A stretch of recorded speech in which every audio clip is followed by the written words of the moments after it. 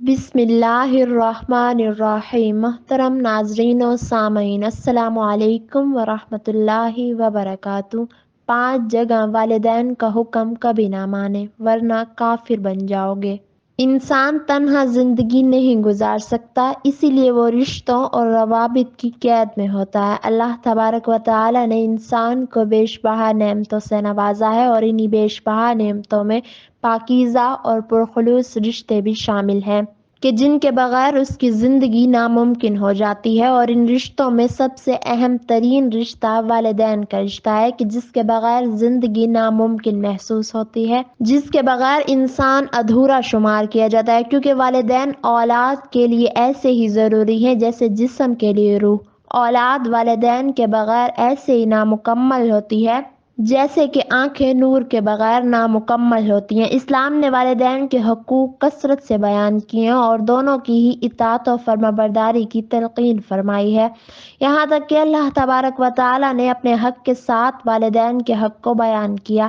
اللہ پاک فرماتا ہے، میرا اور اپنے والدین کا شکر ادا کرو۔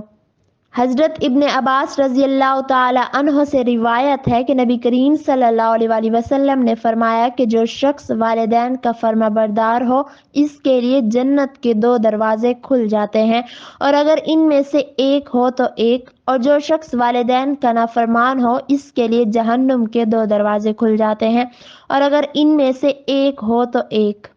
ایک شخص نے عرض کیا کہ خواہ والدین اس پر ظلم کرتے ہوں؟ آپ نے فرمایا، ہاں، خواہ اس پر ظلم کرتے ہوں، خواہ اس پر ظلم کرتے ہوں، خواہ اس پر ظلم کرتے ہوں، یعنی یہ جملہ 3 مرتبہ ارشاد فرمایا۔ جابر بن عبداللہ رضی اللہ تعالی عنہ سے روایت ہے کہ نبی کریم صلی اللہ علیہ وآلہ وسلم منبر پر جلوہ افروز تھے۔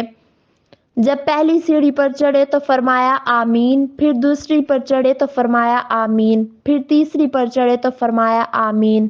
تو صحابہ نے عرض کی کہ اے اللہ کے رسول صلی اللہ علیہ وآلہ وسلم، ہم نے آپ کو 3 مرتبہ آمین کہتے ہوئے سنا۔ تو نبی کریم صلی اللہ علیہ وآلہ وسلم نے فرمایا، جب میں پہلی سیڑھی پر چڑھا تو جبرائیل علیہ السلام میرے پاس آئے اور کہا، بدبخت ہے وہ شخص جس نے رمضان کا مہینہ پایا پر وہ گزر گیا اور اس کی بخشش نہ ہوئی۔ تو میں نے کہا آمین۔ پھر کہا، بد نصیب ہے وہ بندہ جس نے اپنے والدین یا دونوں میں سے ایک کو پایا اور انہوں نے اس کو جنت میں داخل نہ کرایا۔ تو میں نے کہا آمین۔ پھر کہا، کم بخت ٹھہرا وہ شخص جس کے سامنے آپ کا ذکر ہوا اور اس نے آپ پر درود نہ پڑھا۔ تو میں نے پھر کہا کہ آمین۔ ناظرین، وہ 5 کام کون سے ہیں جن میں والدین کا حکم ماننے سے شریعت نے منع کیا ہے؟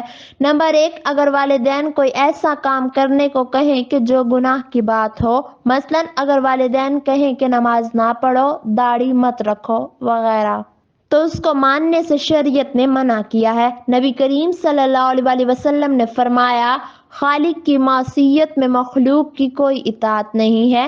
حضرت عبداللہ بن عمر رضی اللہ تعالی عنہ کہتے ہیں کہ نبی کریم صلی اللہ علیہ وآلہ وسلم نے فرمایا، مسلمان آدمی پر امیر اور حاکم کی والدین کی بات ماننا لازم ہے، چاہے وہ اسے پسند ہو یا ناپسند۔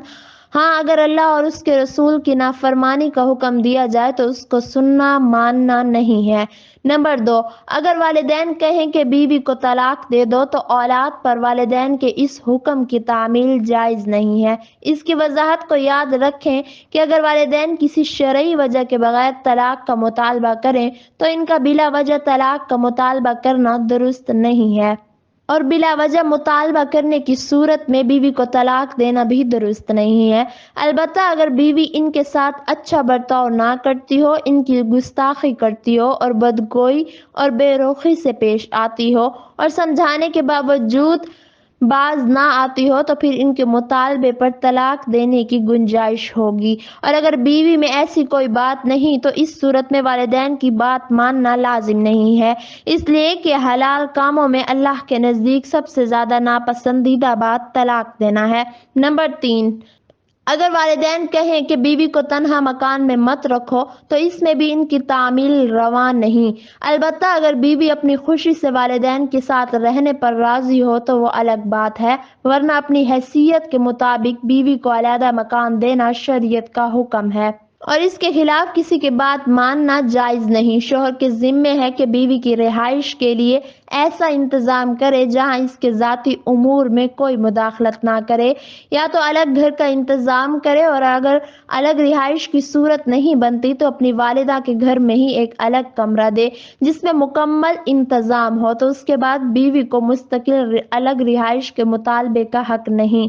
نمبر 4، اگر والدین نے اپنی شادی شدہ بیٹی کو زبردستی اپنے گھر بٹھلایا اور شوہر کے گھر جانے کی اجازت نہیں دے رہے، اور لڑکی اپنے شوہر کے گھر خوش ہے، تو اس صورت میں بیٹی پر والدین کی اطاعت جائز نہیں۔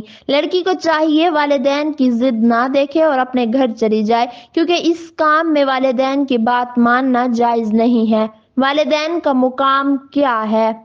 اس کا اندازہ تو نبی کریم صلی اللہ علیہ وآلہ وسلم کے اس فرمان سے لگایا جا سکتا ہے کہ نبی کریم صلی اللہ علیہ وآلہ وسلم نے فرمایا، اگر میں اپنے والدین یا ان دونوں میں سے کسی ایک کو پاتا جبکہ میں عشاء کی نماز شروع کر کے سورہ فاتحہ پڑھ چکا ہوتا اور وہ مجھے پکارتے اے محمد، تو میں جواب میں لبیک کہتا، میں ان کے لیے نماز تک چھوڑ دیتا۔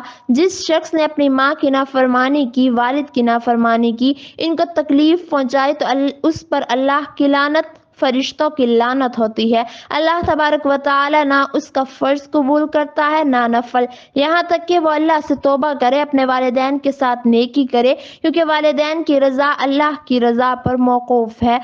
رسول اللہ صلی اللہ علیہ وآلہ وسلم کی خدمت میں ایک شخص حاضر ہوا اور اس نے جہاد پر جانے کی اجازت طلب کی، تو فرمایا کہ کیا تیرے والدین زندہ ہیں؟ اس نے کہا حضور میرے والدین زندہ ہیں۔ کہا جا ان کی خدمت کر، یہی تیرا جہاد ہے۔